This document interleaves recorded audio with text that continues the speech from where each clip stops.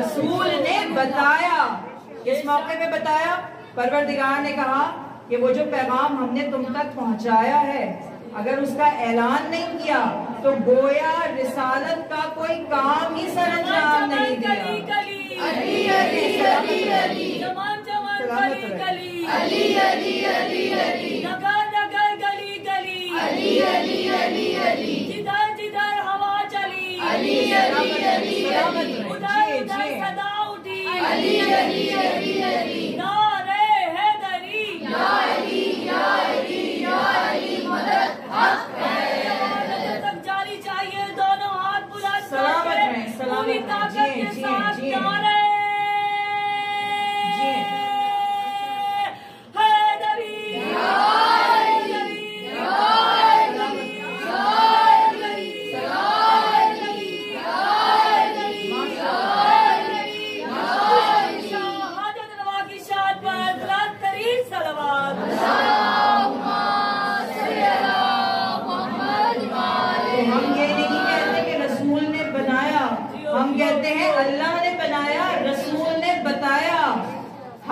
واپسی پر قافلے کو مجمع کو روک کر بتایا. جو آگے چلے گئے تھے انہیں پیچھے بلا کے بتایا. جو پیچھے رہ گئے تھے انہیں آگے بلا کر بتایا. دائیں بائیں والوں کو اکٹھا کر کے بتایا. پالانے شدر کا ممبر بنا کے بتایا. پلانے شدر کے ممبر پر چڑھ کر بتایا. پلانے شدر کے ممبر پہ علی کو اپنے ساتھ چڑھا کر دونوں ہاتھوں پر بلند کر کے بتایا کہ یہ اللہ نے بنایا ہے.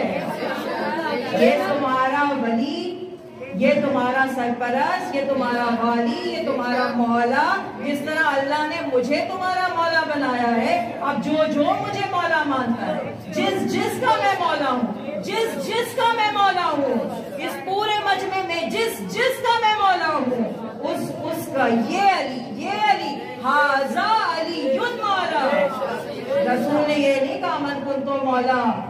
فعلی مولا تو کوئی بھی علی ہو جاتا. کہا کہ من کنتو مولا فھذا علی. دونوں ہاتھوں پہ علی کے دائیں ہاتھ کو بلند کر کے بتایا یہ علی جو ہے، یہ جو میرے ساتھ کھڑا ہے، اسے اللہ نے بنایا ہے، میں تمہیں بتا رہا ہوں. نمست کلندر علی علی نمست کلندر علی علی زہرا کا شوہر علی علی کعبے کا گوہر علی علی داماد پیمبر علی علی جنت کے در پر علی علی جنت میں ملیں گے علی علی اغیار جلیں گے علی علی پھر جام چلیں گے علی علی بھر بھر کے پیئیں گے علی علی مومن خوش ہوں گے علی علی تم عرش پہ دیکھو علی علی تم فرش پہ دیکھو علی علی تم علم میں دیکھو علی علی تم ہل میں دیکھو علی علی سجدے میں دیکھو علی علی پردے میں دیکھو علی علی قرآن کی زینت علی علی منبر کی زینت علی علی مسجد کی زینت علی علی ہم سب کی زینت علی علی بجلی کی کڑک میں علی علی بادل کی گرج میں علی علی چڑیوں کی چہک میں علی علی پھولوں کی مہک میں علی علی ڈالی کی لچک میں علی علی ذرا جوش میں آ کر علی علی جوش میں آ کر علی علی پھر ہاتھ اٹھا کر علی علی من کنتم مولا علی علی من کنتم مولا علی علی کعبے میں ولادت علی علی مسجد میں شہادت علی علی توحید کا اختر علی علی کونین کا یاور علی علی ہر نبی کا دلبر علی علی شہباز پیمبر علی علی ہے اول نمبر علی علی وہ عین اللہ ہے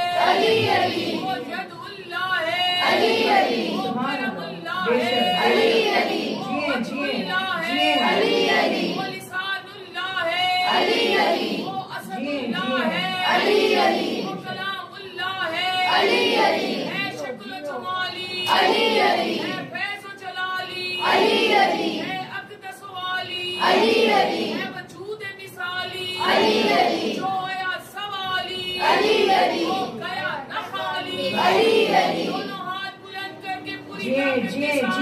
نعرے حیدری یا علی یا علی مشکلات یا صوبے دی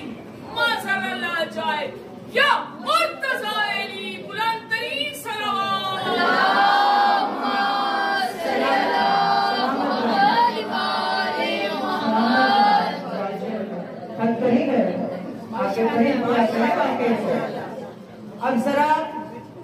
ایک نقطے کی طرف توجہ دلائیں گے. پروردگار نے آدم کو بنایا, آسمان پر اعلان کیا. آدم سے لے کے علی تک ترتیب ذہن میں رکھیے گا کہ کنیکشن کیسے ہے. پروردگار نے آدم کو بنایا, فرشتوں سے کہا سجدہ کرو, فرشتوں نے سجدہ کیا, نہ ماننے والے نے نہیں مانا, انکار کر دیا. شیطان نے کہا کہ تیرے بنائے ہوئے کو نہیں مانتا, یہ جو تم نے اسے بنایا ہے اس کو نہیں مانتا. پروردگار نے جب شیطان کا انکار دیکھا, کہا میرے بنائے ہوئے کا انکار کر رہا ہے. اِنَّا عَلَيْكَ لَعْنَةُ اللَّهِ عَلَى يَوْمِ الدِّينِ, یعنی اس دن تک, ایک مخصوص دن تک تیرے اوپر خدا کی لعنت ہے. تو کیا پتا چلا کہ جو پروردگار کے بنائے ہوئے کے رسول کے بتائے ہوئے کو نہ مانے, بھئی جو مان لیا اس کے لیے تو خیر ہی خیر ہے, اس کا انجام تو خیر پر ہے, اس کے لیے تو بڑائی ہی بڑائی ہے. لیکن آخر ہے نا شروع سے ایسے, آدم کو بنایا نہیں مانا. تو آدم سے علی تک جس نے مان لیا وہ رضی اللہ ہو گیا, جس نے مانا وہ رضی اللہ ہو گیا, اور جس نے نہیں مانا, بس اب آپ آگے کچھ سوچ لیں کیونکہ ہمارے تو کل چلتے ہیں نا. جس نے مانا رضی اللہ ہو گیا, جس نے نہیں مانا. بھائی پروردگار نے ایک نظام دنیا میں بنایا ہے, انبیاء کے ذریعے لوگوں کو بتایا ہے, ایک نظام شریعت دیا ہے, ایک نظام معاشرت دیا ہے, ایک نظام انسانیت دیا ہے کہ دیکھو اس طرح تمہیں زندگی گزارنی ہے, ان وسیلوں کے ساتھ تمہیں زندگی گزارنی ہے. تو پروردگار کے بنائے ہوئے نظام کے ساتھ ہم اختلاف نہیں کر سکتے, کیونکہ وہ نظام عین فطرت اور دین فطرت ہے, یعنی انسان کی فلاح و بہبود اسی نظام کے اندر ہے. اور جو اس نظام کا انکار کرتے ہیں, وہی اس ممبر میں بیٹھ کے جو ہمارا موضوع ہوتا ہے کہ وہ انسانیت کو تباہ و برباد کر رہے ہیں, جو پروردگار کے نظام کے ساتھ مقابلہ کر رہے ہیں کہ جو ہم نے بنایا ہے اسے پروردگار مان لے. لیکن پروردگار تو پھر مالک الملک ہے, وہ تو اپنے ہی بنائے ہوئے کو مانتا ہے نا. تو بھی ہم نے کیا کہا کہ جس نے مانا وہ رضی اللہ ہو گیا, اور جس نے نہیں مانا شیطان کی طرح اس پہ لعنت ہے. تو واپس غدیر پر آتے ہیں کہ اسی مجمع میں سے ایک شخص بڑھ کے آ گیا رسول اللہ کے پاس, بڑا مشہور واقعہ ہے. بڑھ کے آیا, تاریخ نے اس کا نام لکھا حارث بن نعمان ثابت فہری. یہ آ گیا بڑھ کے رسول سے آگے کہتا ہے کہ یا رسول اللہ, یہ اعلان جو آپ نے ابھی کیا ہے علی کی ولایت کا اور مولائیت کا, یہ بتائیے کہ یہ اعلان پروردگار نے آپ کو کرنے کو کہا ہے, آپ اپنی طرف سے کر رہے ہیں؟ رسول نے کہا کہ سورہ نجم میں پروردگار ارشاد فرماتا ہے وما ينطق عن الهوى, کہ میں تو اپنی طرف سے کلام ہی نہیں کرتا, جو پروردگار ودیعت کرتا ہے وہی بتاتا ہوں. کہا کہ رسول آپ نے کہا ایمان لاؤ, ہم لے آئے. آپ نے کہا نماز پڑھو, روزہ رکھو, ہم نے کیا. آپ نے کہا زکوٰۃ دو, ہم نے اپنا مال دے دیا. آپ نے کہا جہاد کرو, ہم اپنی جانوں پر کھیل کے اسلام کو بچانے کے لیے نکل گئے. آپ جو کہتے گئے وہ ہم کرتے گئے. اب آپ اپنے بھائی علی کو ہم پہ مسلط کر رہے ہیں. اب ظاہر تکلیف تو تھی نا مولا کی ذات سے, کیونکہ رسول تو بشیر ہیں, اچھا کہتے ہیں, سب کے لیے رحمت ہے, بات بھی بہت پیار سے کرتے ہیں, رحمت کے ساتھ بات کرتے ہیں, کرم کے ساتھ بات کرتے ہیں. اور جہاں رسول بشیر ہیں وہاں نفس رسول علی نذیر ہیں. یہ ڈرانے والی باتیں کرتے ہیں, یہ ہیبت والی باتیں کرتے ہیں, یہ پروردگار کے عذاب کی باتیں کرتے ہیں, یہ کہتے ہیں اسلام کے دشمنوں کا قلع کما کروں گا,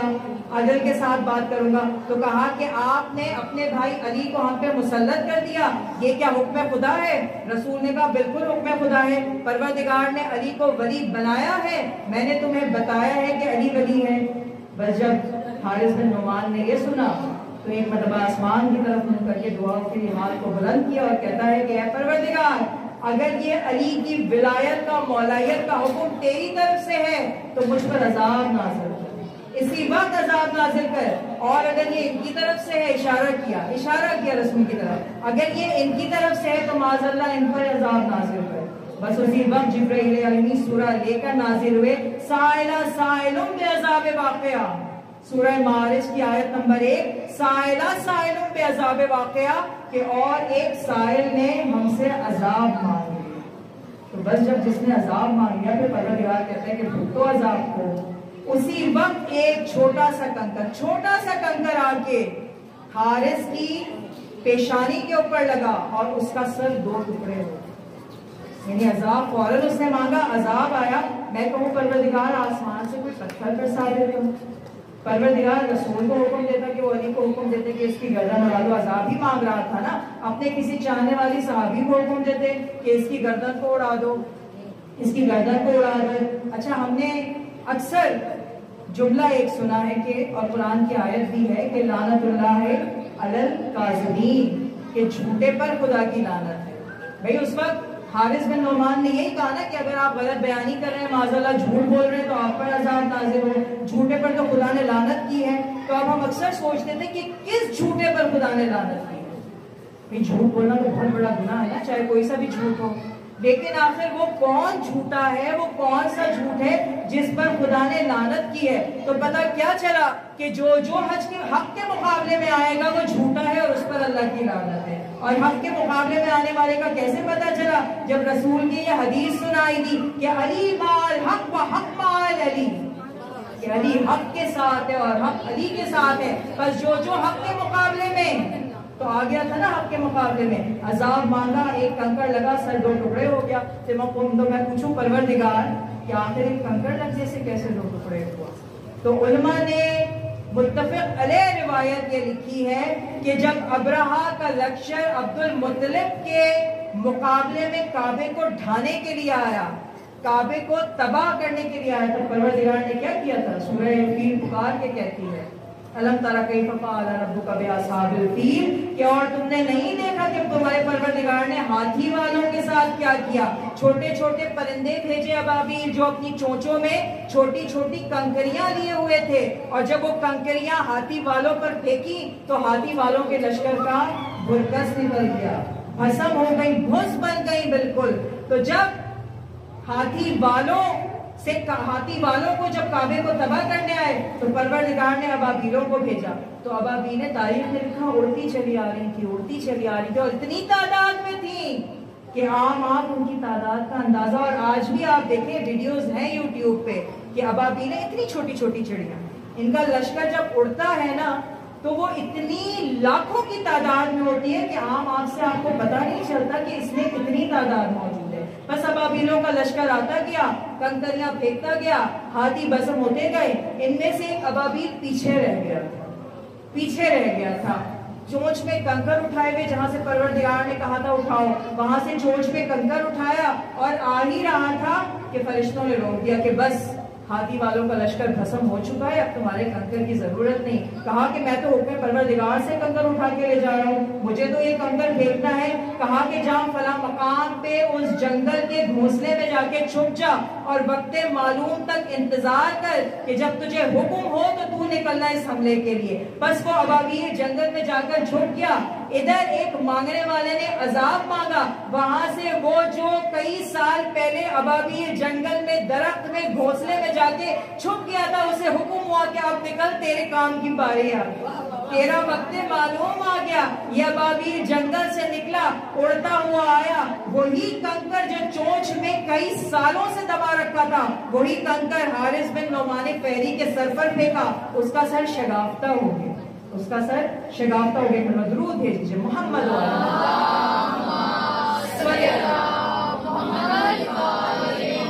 تو آخر ہم نے سوچا جی یہ سلامت ہے، سلامت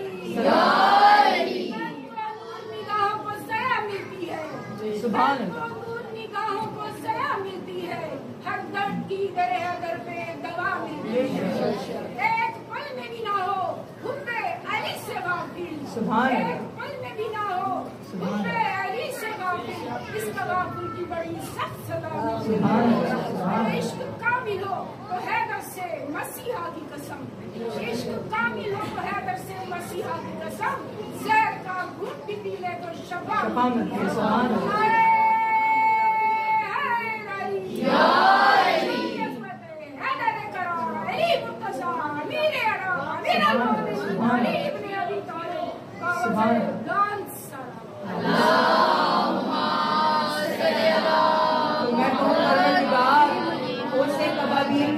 روک لیا تھا وہ بھی پھینک دیتا اپنے منہ کا کنکر، اس کا کبھی کام پورا ہو جاتا. آخر اتنے سالوں تک اسے انتظار کیوں کروایا؟ تو یقیناً جواب آئے گا کہ جب کعبے پر حملہ ہوگا، جب کعبے کی مخالفت ہوگی، جب کعبے کے مقابلے میں کوئی آئے گا تو پروردگار ابراہا کے لشکر کو تباہ کرنے کے لیے ابابیلوں کا لشکر بھیجے گا. تو جب کعبے کے مقابلے میں کوئی آیا تو پروردگار نے ابابیلیں بھیجی. تو جب مولود کعبہ کے مقابلے میں کوئی آئے گا،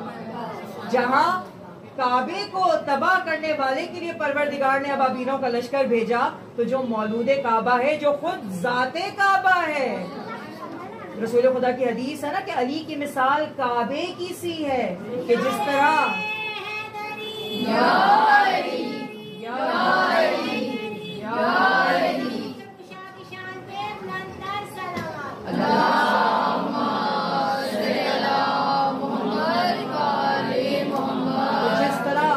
مثال کعبے کی سی ہے کہ کعبہ خود چل کر کہیں نہیں جاتا، سب کعبے کے پاس آتے ہیں. تو اسی طرح میرا مولا علی چل کر کچھ خود کہیں نہیں جاتا، خود سب در علی پر آتے ہیں کہ یہ در ہی وہ وسیلہ ہے کہ اسی در پر پہنچ کے ہم راہ نجات کو، راہ خدا کو ہم پالیں گے. یہی در وہ وسیلہ ہے مومنات گرامی. تو بس جب علی کے قدموں پر چلے، علی کے نقش پر چلے، علی کی اولاد کے پیچھے چلے، تو پھر ہم پہنچ جائیں گے وہیں پر جہاں ہمارے زمانے کا امام ہمیں لے کر آنا چاہیے. ہمارا موضوع مومنات، ذرا آپ نے جوش پیدا کرنے کے لیے ہم نے اتنا تذکرہ کیا مولا علی کا. ویسے ہم کرتے کم ہے، سنجیدہ مجلس سے زیادہ پڑھتے ہیں، تو ہم نے کہا ذرا آپ میں جوش آ جائے، خون میں روانی آ جائے، ذرا خون جوش مارنے لگے، ذرا نعروں سے آپ کے حوصلے بلند ہو جائیں، پھر ہم تھوڑی سنجیدہ گفتگو آپ سے کریں گے آج کے زمانے کے حساب سے، جو کہ ضروری ہے. دیکھیں ولایت علی، ہم نے کہا نا کہ ولایت علی اور عزاداری امام حسین، یہ دونوں چیزیں مقدمہ ہیں میرے امام کے ظہور کہ پروردگار نے اس علی کے بیٹے کو، اس حسین کے وارث کو آخر پردہ غیبت میں چھپا کے اس طرح چھپایا. ہم نے خطبہ الہیہ میں ابھی بیان کیا نا کہ جس طرح خود پروردگار غیبت میں ہے، یعنی حاضر ہے، ناظر ہے، لیکن نظر نہیں آتا، اسی طرح میرا امام حاضر ہے، بے شک نظروں سے غائب ہے لیکن حاضر ہے، ظاہر نہیں ہے لیکن حاضر ہے. لیکن جس دن ظاہر ہو جائے گا اپنے وجود کے ساتھ، پھر اس دن امام کے پاس کیا لے کر جائیں گے؟ ابھی ہم نے کہا نا کہ بیٹھنے کا سلیقہ نہیں آیا مومنوں کو، فرش اعضاء پر تو امام کے پاس لے کر کیا جائیں گے؟ تو مومنات تھوڑی سی اپنی مجلس تمام کرنے سے پہلے ہم امام کے ظہور کی کچھ حتمی نشانیاں آپ کو بتائیں گے، جن میں سے زیادہ تر علماء نے کم و بیش 50 نشانیاں امام کے ظہور کی لکھی ہیں، جس میں سے زیادہ تر اور سب سے بڑی نشانی یہ سب کے لیے ہے حج کا معطل ہو جانا. ہم نے دیکھا ہے نا کرونا کے زمانے میں حج معطل ہو گیا، 2 بندے حج کر رہے تھے، یعنی 1000 انہوں نے لکھا تھا کہ 1000 آ جائیں، لیکن 1000 بندہ بھی نہیں تھا، وہ شاہی خاندان کے اپنے بندے تھے حج کرنے والے. یعنی دنیا کے لوگوں کے لیے، دنیا کے مسلمانوں کے لیے حج کو معطل کر دیا تھا. تو سب سے بڑی نشانی چھٹے امام نے کہا نا کہ جب تمہارے اور کعبے کے درمیان رکاوٹیں کھڑی کر دی جائیں تو میرے بیٹے مہدی کے آمد کی ظہور کی توقع رکھنا. تو بس کم و بیش 50 نشانیاں، جس میں سے 5 نشانیاں آپ کو بتائیں گے جو کہ حتمی ہے، جس کے بعد میرے امام کو ظاہر ہی ہونا ہے ہر حال میں. اس سے پہلی نشانی ہے دجال کی آمد. دجال کی آمد جو کہ اللہ کا دشمن ہوگا، اللہ کے نمائندوں کا دشمن ہوگا. جتنے انبیاء غیبت کے پردے میں ہیں، ہم نے پہلے بھی ذکر کیا کہ 4 انبیاء پروردگار نے مدد امام زمانہ کے لیے پہلے ہی غیبت کے پردے میں چھپا دیے ہیں. جناب ادریس، جناب الیاس، جناب خضر اور جناب عیسیٰ، جن میں سب سے زیادہ جو قربت والے ہوں گے امام مہدی کے وہ جناب عیسیٰ ہوں گے. اسی لیے پروردگار نے چوتھے آسمان پر بلا لیا، اور روایتوں میں لکھا ہے کہ جناب مہدی کے آنے کے بعد، امام مہدی کے آنے کے بعد جناب عیسیٰ ظاہر ہوں گے، ظہور کریں. تو جو پہلی حتمی نشانی ہے مومنات، یہ 6 ماہ کا عرصہ ہے، 6 ماہ کا، رجب سے لے کے آگے محرم کی 10 تاریخ تک، یعنی 1 سال کا رجب اور اگلے سال کا محرم کی یعنی عاشور کا دن 10 تاریخ کا دن. اس میں حتمی نشانیاں 5 جو ہیں وہ ظاہر ہوں گی، جن میں سے پہلی نشانی یہ ہے کہ رجب کی 20 سے 22 تاریخ کے درمیان 3 جھنڈوں کا ایک ہی سال میں، ایک ہی مہینے میں، ایک ہی وقت میں، ایک ہی ساتھ میں 3 جھنڈے ظاہر ہوں گے، جن میں سے پہلا جھنڈا سفیانی کا ہوگا۔ سفیانی زرد رنگ کا جھنڈا ہوگا، اور یہ وادی یابس دمشق سے باہر ایک چھوٹا سا قصبہ ہے وادی یابس، وہاں سے ظاہر ہوں گے، اور یہ اتنے پتھر دل ہوں گے کہ نہ بچے پہ رحم کریں گے، نہ عورتوں پہ رحم کریں گے، نہ بوڑھے پہ رحم کریں گے۔ یعنی جو اسلام کہتا ہے کہ بچوں پہ رحم کرو، بوڑھوں پہ رحم کرو، عورتوں کو چھوڑ دو، یہ کسی پر رحم نہیں کریں گے۔ اور بہت سے آج کل کے جو حالات چل رہے ہیں ظاہر ہیں، اس سے بہت سے مفکرین نے داعش کو سفیانی قرار دیا ہے کہ جو کسی پہ رحم نہیں کرتے، سب پتھر دل ہیں۔ دوسرا جھنڈا یمانی کا یمن کے ملک سے ظاہر ہوگا، یمن سے یمانی ظاہر ہوگا، جن کا سفید رنگ کا جھنڈا ہوگا،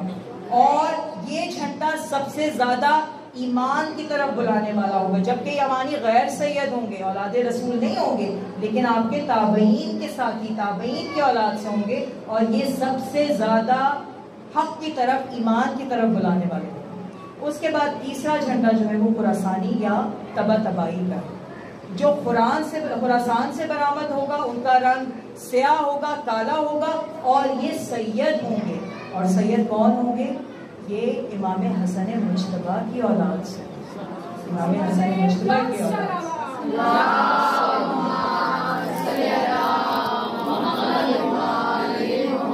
یہ امام حسن مجتبیٰ کی اولاد سے ہوں گے، اور ادھر امام مہدی جو امام حسین کی اولاد سے ہیں، تو ادھر امام حسن کی اولاد سید گیلانی، ادھر امام حسین کی اولاد، یہ آ کر امام مہدی سے آ ملیں۔ اس کے بعد دوسری حد میں نشانی کیا کہ ماہ رجب میں ان تینوں جھنڈوں کے برآمد ہونے کے بعد ماہ رمضان میں شب قدر ایک اتنی زوردار چیخ سنائی دے گی۔ ماہ رمضان شب قدر، تو علماء نے لکھا کہ جو شخص بھی اس شب میں عبادت میں مصروف نہیں ہوگا، یہ چیخ اس کے کانوں کے پردے کو پھاڑ دے گی۔ دیکھیں اسی لیے شب قدر میں مسلسل عبادت میں مشغول اور مصروف رہنے کا حکم ہے کہ تمہیں اور کچھ سنائی نہ دے۔ آج کل علماء نے لکھا بہت سے کہ شاید ٹی وی کے ذریعے، لیکن جو مستند علماء ہیں انہوں نے لکھا ہے کہ ٹی وی کے ذریعے نہیں، یہ ہاتف غیبی ہوگی، آسمان سے ندا آئے گی اتنی زور سے کہ جو عبادت میں اس شب مشغول نہیں ہوگا اس کے کانوں کے پردے پھٹ جائیں گے۔ اس کے بعد لکھا کہ ماہ رمضان کے بعد اور حج کے موسم کے آنے سے پہلے ایک اور چیخ آسمان سے برآمد ہوگی، جس کو صیحہ کہتے ہیں، جو امام کی آمد کا عربی میں حتمی اعلان کرے گی کہ تمہارے وقت کا امام وارث قائم آنے والا ہے۔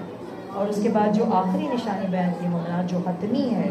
ماہ ذی الحج میں، ماہ حج میں، کہ جب حج ہو چکا ہوگا، یعنی کہ تمام ارکان حج کے اور طواف النساء بھی ہو چکا ہوگا، آخری طواف ہو چکا ہوگا، یعنی غالباً 14 یا 15 ماہ ذی الحج کو